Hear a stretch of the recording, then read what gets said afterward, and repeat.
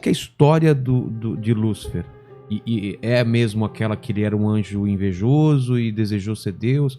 Da onde vem isso? Ele era um anjo bonito, belo, né? Portador de luz. E ele tinha uma unção. Ezequiel 28 diz que ele era o querubim ungido. Ungir significa separado, santificado. Ele tinha uma missão especial. E você não consegue invejar ninguém se você está longe daquela pessoa. Você tem que estar perto. Quando você está perto, você inveja. É verdade. Então ele está perto de Deus, ele tinha uma proximidade com Deus, ele começa a invejar. E ele quis ser Deus. É o que fala em Isaías. Subirei acima das mais altas nuvens e serei semelhante ao Altíssimo. Ele queria ser como Deus.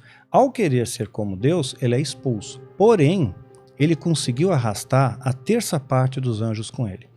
Aí nós vemos que o poder de persuasão de Satanás, que o Satanás vem de Satã, do hebraico Satã, que é o opositor, o adversário, e o diabo vem de diabolos do grego, né, que significa aquele que traz divisão. Caralho, o maluco é brabo. Ele então, Lúcifer, se torna o opositor. Só que ele arrastou a terça parte dos anjos com ele. Quer dizer, o que ele falou para os anjos? Quer dizer, qual foi o argumento? Porque ele conseguiu persuadir de uma maneira assim extraordinária. Porque anjos que têm uma capacidade mental de 100%, a gente usa 10% do cérebro. Mentiroso! Né? O anjo usa tudo, né? E de repente ele conseguiu enganar. Então o poder de persuasão dele é algo incrível. Imagina o que ele não faz com os homens, né? Afastados de Deus, que ele não faz, o estrago que ele não faz com os homens, né? Então, se você não tiver o Espírito Santo para te dar discernimento, você cai no que Paulo chama das astutas ciladas do diabo. Cai nessas armadilhas. Complicou. Né? Então, foi desenvolvido a partir desses anjos caídos, esses demônios, eles começaram a fazer uma série de coisas. Gênesis 6 diz que vendo os filhos de Deus, que as filhas dos homens eram formosas, tomaram para si mulheres as que mais lhe agradaram. Então, nós vamos ver uma coisa curiosa aqui, né? Anjos caídos copulando com mulheres terrenas, elas tendo filhos e nascendo gigantes, os Néfilins, né? É o que fala na continuação do Quilaim, Néfilim, Então, os gigantes. E esses gigantes continuaram na história mesmo depois da Era Diluviana. Sabia não? Né? Então nós temos aí o que é chamado Eles não foram mortos no dilúvio? No dilúvio, sim. Mas continuaram fazendo a mesma coisa. O ritual continua. Eles continuaram, é chamado de precedente bíblico. Porque pós-dilúvio, nós vamos encontrar, por exemplo, o gigante Golias. Golias é pós-dilúvio. Né? O Golias tinha 2,75 de altura. Porra! Tudo isso? Quer dizer, era um monstro, né? E não era um cara que tinha doença, gigantismo. Ele era um guerreiro. Só a armadura dele completa era 80 quilos. Né? Então, você vê... gigantes não é uma figura de linguagem. Eles eram maiores mesmo do que eram maiores. Tanto é quando os espias lá vão ver a Terra Prometida, eles voltam, eles são gigantes. Nós somos gafanhotos. Quer dizer, na imagem deles, nós somos gafanhotos. Essa que eles passaram para Moisés. São pequenininhos. Mas não tava nem aí, se fosse ou não. Os caras são muito grandes, meu. Como é que a gente vai pegar esses caras? Então isso leva a gente a crer que os anjos têm uma estatura maior do que os seres humanos também. Tem uma estatura maior que o ser humano. Agora, o curioso é eles gerarem filhos em seres humanos.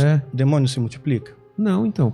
Pois não pode se multiplicar. Né? Porque eu lembro que teve uma ocasião, numa libertação, não foi na Neuza, tá? Foi em outra, né? Que manifestou um demônio, né? E estavam falando em nome de Jesus e o demônio não ia embora. Parada chata. Aí falaram, não, esse demônio não adianta você explicar para ele quem é Jesus, é um demônio filhote, né? Você vai ter que primeiro explicar quem é Jesus para depois ele se ligar e ir embora, né? Isso não existe, né? Isso é piada, né? Até. Então, o que acontece? Já ouviu falar de súcubos e íncubos? Já. Então, os súcubos é a materialização demoníaca na forma feminina e íncubos a materialização demoníaca na forma masculina. Isso eu falo no meu livro Rastro do Oculto. E também tem 2 vídeos no meu canal, A História do Diabo e o Diabo na História. Também explica lá. Então ele se materializa, né? Até os anjos se materializaram. Para Abraão, para Ló, comeram. Você tá falando sério? Né? Quer dizer, materialização bem concreta mesmo, comeram. ele se materializa na forma feminina, como um súcubo. Isso, veja bem, não pode acontecer em qualquer lugar, tem que ser no ambiente ritualístico. Um anjo de Deus pode aparecer aqui, se Deus permitir, né? Mas um demônio não pode, materializado não. Não. Só dentro de um ritual, só dentro de um espaço ritual, né? E tem medidas, tem proporções, tem tudo certinho ali para poder... assim como tinha medidas e proporções para a construção do tabernáculo, e uma vez obedecidas as medidas, obedecidos os rituais que Deus estabeleceu, o Shekinah de Deus se manifestava. Glória a Deus. Ou seja, o que antes era um pedaço de areia do deserto, agora é o poder de Deus que está ali. Shekinah é o poder, de Deus. O poder de Deus está ali. A glória de Deus, né? Aí, essas entidades têm que fazer isso em ambientes rituais, em templos. Na época seriam os igurates ou os etemenanques, né? Que era muito comum na Mesopotâmia. Então eles pegam... Deixa eu tomar uma água aqui. Tome muito líquido! Eles pegam, se materializam na forma feminina, súcubo, tem relação com o homem, recolhe o sêmen, né? Aí ele se materializa na forma masculina, íncubo, né? E vai incubar. Ele vai fazer uma incubação, e aí ele injeta aquele sêmen.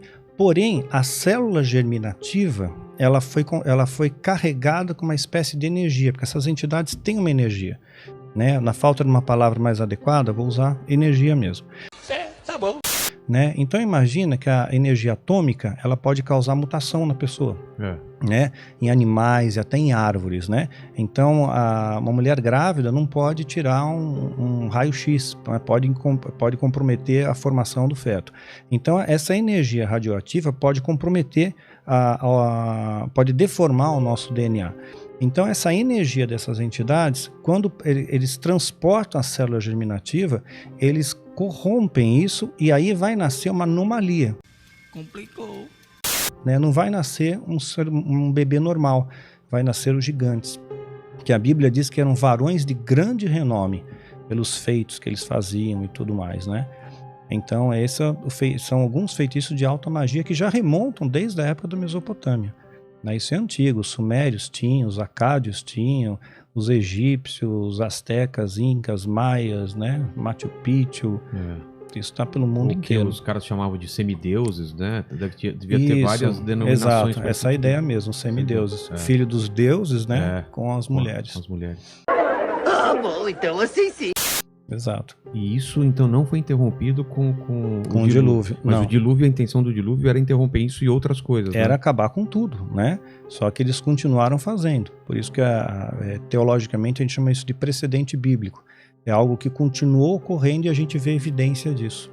Teve evidência, por exemplo, né? O gigante Golias. Teve outros também. Mas hoje em dia ainda pode acontecer ou não? Hoje não. Hoje eles aprimoraram, digamos, essa engenharia genética. Que pena. Né? Com o passar do tempo, o diabo ele tem uma natureza psicomotora. Então ele muda na medida em que ele aprende. Então ele aprimorou essa, digamos, engenharia genética, né? E hoje pode nascer pessoas com alterações biológicas, com alterações no seu DNA, sem ser perceptível. Né? Você não percebe aquilo, você não nota aquilo. Você é um cara não maior, é mais gigante, não é maior, você não nota. Né? E quando eu fazia parte do engano, eu tomei uma série de injeções, de vacinas, que tecnicamente iriam me imunizar de todas as doenças que eles iam programar e lançar na humanidade. Caramba. Tecnicamente, evidentemente eu não vou pagar para ver. Não vou marcar a touca, né? Mas tecnicamente sim, porque eles estão planejando tudo isso. E quando a gente vê em final dos tempos, se você quiser me interromper, você interrompe, porque eu falo pra caramba. Tá? Não, depois eu vou voltar lá pra história do demônio, que eu quero perguntar mais uma coisa. Tá bom, então volta pro demônio aí pra gente fechar o demônio. Então vamos lá. Lúcifer caiu junto com 1/3 dos anjos. Com certeza. Caiu pra onde? Pra terra. Não foi pro inferno? Não, veio pra terra, tá escrito. Jesus ele disse: eu vi Satanás como um raio cair do céu. Né? Veio para a Terra, na nossa dimensão, ele está aqui, ele está atuando, o mundo jaz o maligno. Satanás tentou Jesus no deserto, ele estava ali, fisicamente no deserto, não numa outra dimensão. Eu achei que ele estava no inferno e conseguia atuar aqui e no inferno. O que é um inferno, então? Seria uma prisão espiritual. Algumas dessas entidades estão presas ainda. Eu não gosto, eu tenho um cagaço da porra. né? Por exemplo, Abaddon, é falado em Apocalipse que ele vai ser liberto, né? No momento certo ele vai ser liberto e ele vai guiar toda uma horda de demônios que vai fortalecer ainda mais o poder do anticristo. Mas eles estão aí, estão soltos. Então o Lúcifer caiu para a Terra junto com os anjos, com os anjos caídos, esses demônios. E aí, daqui da Terra, ele não saiu mais. Não, ele está preso nessa dimensão terrena. Você vê o tamanho do universo. Quando você imagina o tamanho do universo, a nosso planeta é um pontinho no universo. Ué. Ele está preso nesse pontinho, né? Então não é legal para ele também. Então ele vai causar o máximo de dano possível ao homem, porque Deus fez o homem à sua imagem e semelhança, né? Essa é uma das questões que fez também com que ele se rebelasse contra Deus. Né, ele não aceitava? Não aceitava. Que tivesse sido feito um outro ser, outra criatura. Uma outra criatura, a imagem e semelhança de Deus.